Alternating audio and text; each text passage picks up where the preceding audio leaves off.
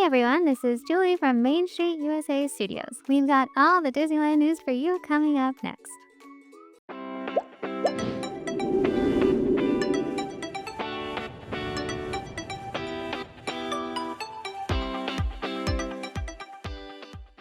This week, Downtown Disney news, Lightning Lane Premier Pass is changing, Magic Key sales selling out, 90s Nite is here, popular Powerline popcorn bucket, construction updates, and more. Food and Wine Festival is here. Food and Wine Festival at DCA started yesterday, February 28th. You'll have until April 28th to enjoy the festivities. Make sure to check out our February 16th news video for a full foodie guide review. This year, check out the Sip and Savor Pass that only has 4 tickets. If you've never tried the festival foods and don't want to go for the full 8 coupon pass, we recommend the 4 coupon Sip and Savor to get your feet wet. And a Downtown Disney update.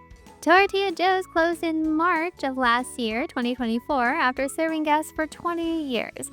It originally opened in April 2004, making it one of the longest-lasting restaurants in Downtown Disney. In fact, it was almost as old as Downtown Disney itself, which opened in January 2001.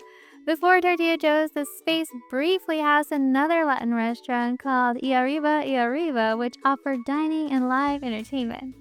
For the past year, there hadn't been much visible progress on new construction.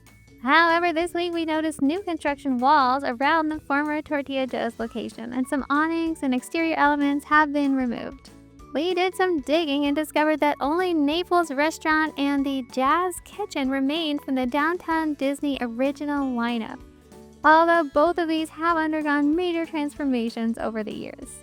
And a Lightning Lane update. Disney introduced the Lightning Lane Premier Pass back in October, giving guests a new way to skip the line for a steep price.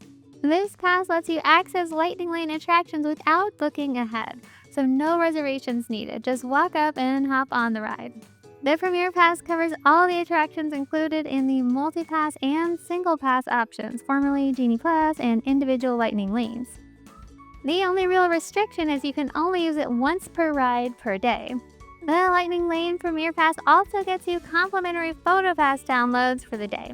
But starting last week on February 25th, the purchase window for these Lightning Lane Premier Passes is expanding. You can now buy it up to 7 days before visiting, and those booking with the Walt Disney Travel Company package can get their pass 3 days in advance, once they receive their park tickets.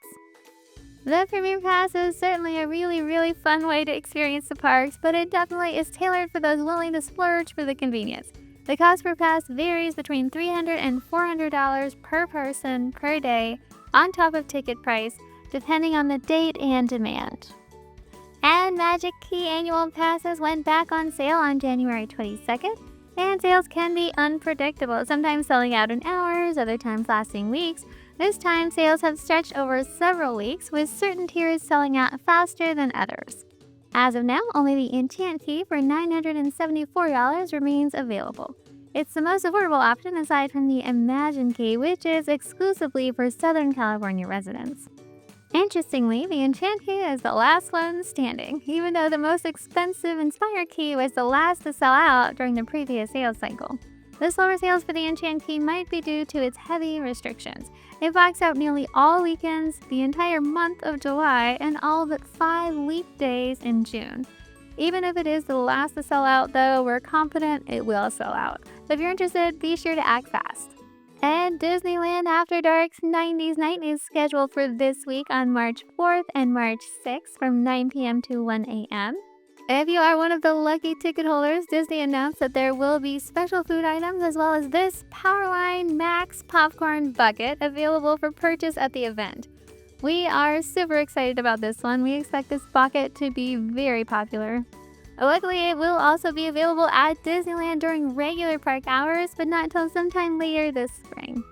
We'll keep you posted on the dates of that, since this is likely to be as popular as that Figment bucket was in Epcot a while back. In closure and construction updates starting in Disneyland, the monorail will reopen this Friday, March 7th. The Disneyland Railroad will also open this Friday, same day as the monorail. The Jolly Holiday will reopen on March 22nd, so we can all get coffee again in the mornings. It's a Small World is still closed with no reopening date. We expect this to be closed for a while. Great Moments with Mr. Lincoln and the Disney Gallery both remain closed. The sign outside the Opera House came down this week, likely to be revised for the new Walt show. Indiana Jones closes March 17th with no reopening dates. Meet Tinkerbell and Pixie Hollow reopens March 20th, but then it closes again the next day. This week the calendar shows that it will reopen April 6th, so we'll see if that is somewhat permanent.